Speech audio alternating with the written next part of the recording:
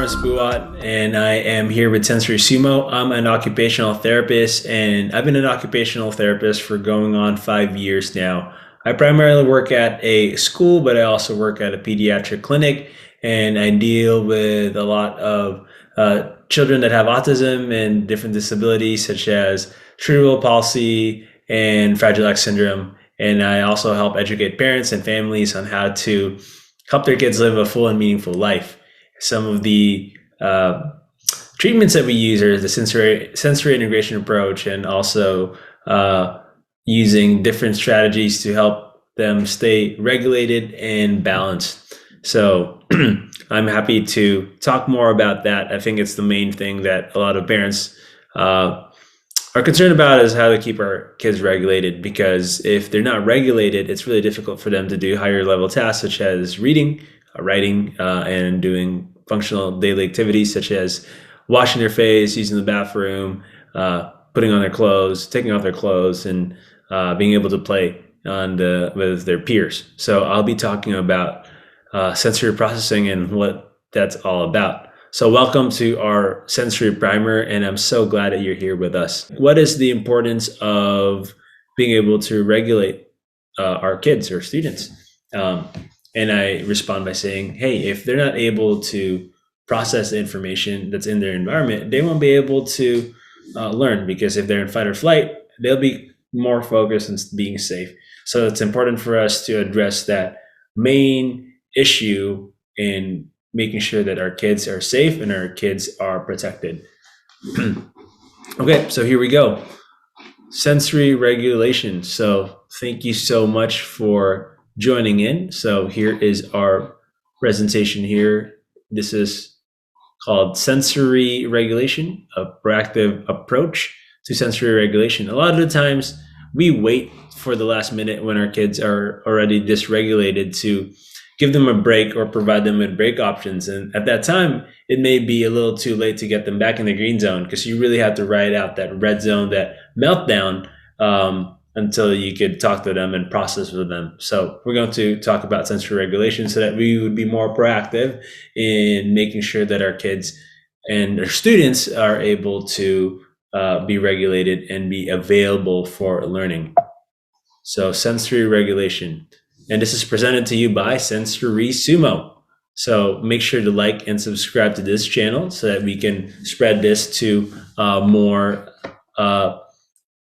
parents out there. And thank you for getting this course. This is the free course, of course. And if you want to access all of it, go check out our website to purchase the whole class. And with that purchase, you get to have a free 15-minute consult with me and talk specifically about your kid and how we can address their specific sensory needs. Okay, here we go. So here are the objectives in this class. At the end of this presentation, you'll be able to understand the different sensory-based systems and how they interact to keep our bodies regulated. You'll also be able to understand sensory processing and what sensory processing disorder is. You'll also be able to learn strategies and techniques that you can use to keep your children regulated and engaged. You'll be able to use a sensory diet, and this is so important because this is our way to be proactive and to keep our kids in a routine. And finally, you'll be able to identify the different break options based on the sensory needs of your kids. Again, every kid is different, so we need to be able to understand where they are on the sensory need spectrum. Okay. So what is sensory processing? So sensory processing is our ability to be able to respond to the stimuli in our environment. So it's integration as well. So it integrates everything that we encounter in order to create a response. And it's the effective registration and accurate interpretation of sensory input in the environment, including our own body.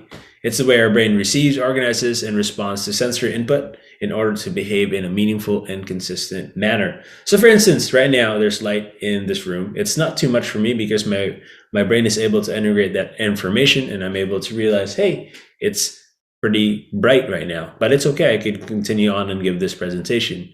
And for some of our kids that have some sensory processing issues, this light, even for most people, even though it's okay, it could be too much for them. So an example of a tool that you can provide them is giving them some shades or giving them glasses, some sunglasses, so that it won't be too much for them.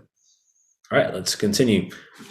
So this next slide is a pyramid. So this is a pyramid of learning for our students. A lot of the times in school and for parents too, we really want our kids to be here in the higher end of learning in the cognition intellect area. We want them to participate in school. We want them to be independent in their daily living. We want them to have behaviors that are expected. We don't want them to cry. We don't want them to have meltdowns. We don't want them to scream. We want them to follow the expectations in our household and in the classroom. But if you start from that approach, like your pyramid isn't built on solid ground. You want them to be able to really get their sensory systems in order so that they would be able to access that higher level learning and also functional skills.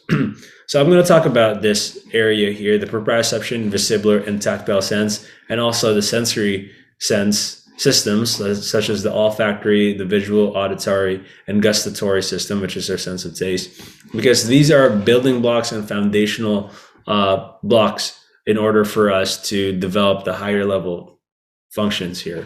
So here are the other, as we move up, we move from sensory to sensory motor. It deals with our postural ability. And then from our sensory motor, once we develop that, we go to perceptual motor. So it is really important when your child is young and infants. For infants, it's really important for them to have tummy time, right? For them to be able to work on their neck muscles so they could look and explore the world that they're in. Because if they're not able to lift their neck up, it'll be really difficult for them to explore the environment and use their visual system.